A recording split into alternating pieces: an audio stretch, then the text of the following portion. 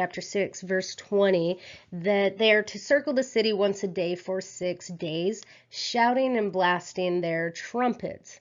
Well, that sounds silly, but you have to understand that the city was surrounded by massive walls, and these walls were so thick that people actually lived inside the walls. So stomping and blowing horns are basically creating this man-made earthquake. It's going to loosen the mortar that tacks the walls.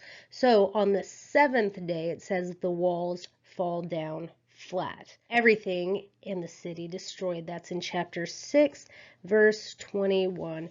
I do want to bring up some ethical concerns because you might say, why would God allow this? Another statement, why would God allow this? And then why won't God stop all the evil in the world? If there is a God, then why doesn't he just stop all the evil in the world? Well, I just want to point out that in this story, the Israelites are actually given permission to stop the evil in this land.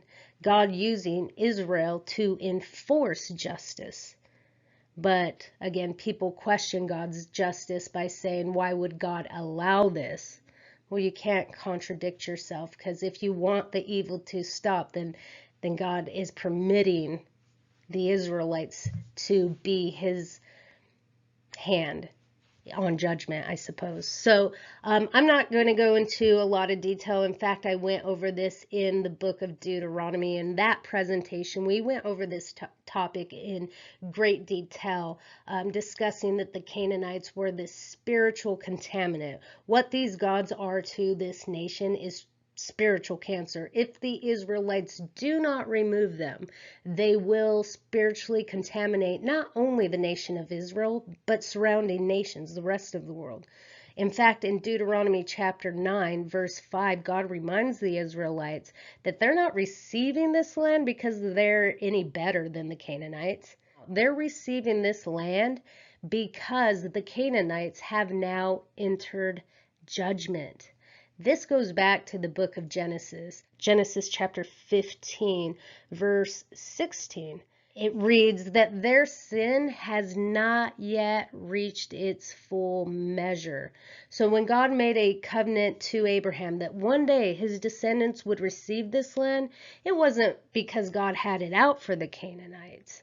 It was that they still had time to repent, meaning they've had over 400 years to repent. Israelites were enslaved in Egypt for 400 years before they began their conquest to Canaan. Yet the Canaanites failed to repent during that time.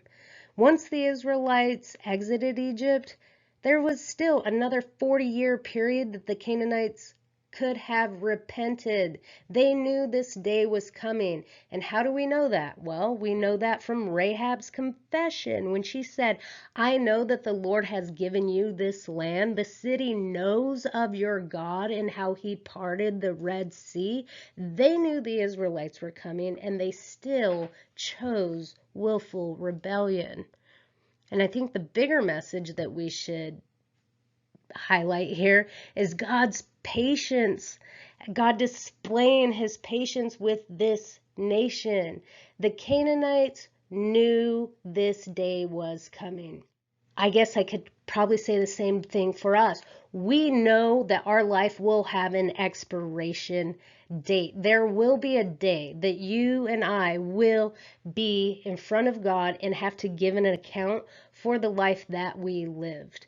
I want you to make today the day you repent and you give your life to God. Don't be caught like the Canaanites entering judgment when it's too late.